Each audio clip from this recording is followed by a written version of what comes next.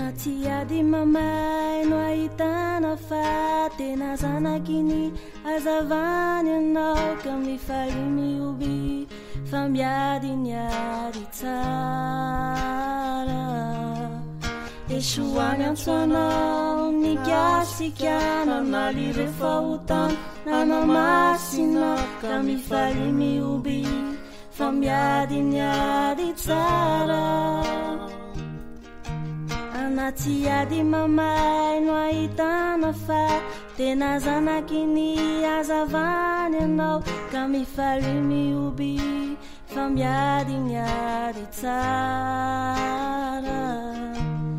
esoany antsoanao ny gasikana naly rehefa hotany nanamasina ka mifaly mioby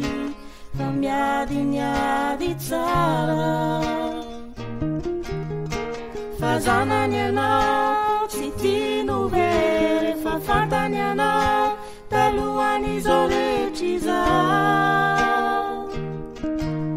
zany indrindra no namozany any ho anao fa zanany anao tsy tino very fa fantany anao talohan'izao rehetra izao zany indrindra no namozany any ho anao zany indrindra no namozany any ho anao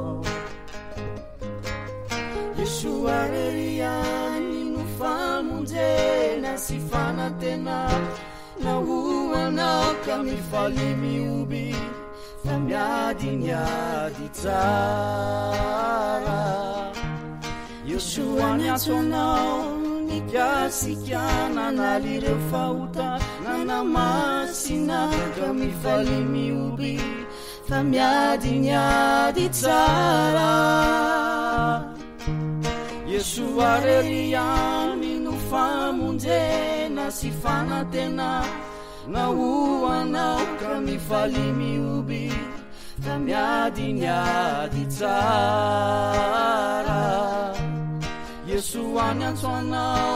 ny gasikana naly rehefa hotany nanamasina ka mifaly mioby fa miady ny ady tsara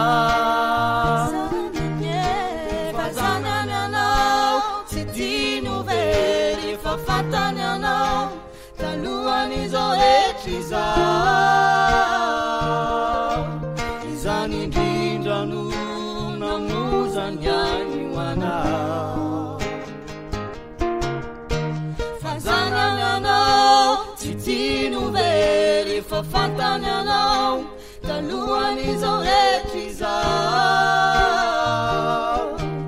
izany indrindra no namozany any ho anao saotra tompo izany indrindra no namozany any ho anao Yeshua izany indrindra no namozany any ho anao Alleluia izany indrindra no namozany any ho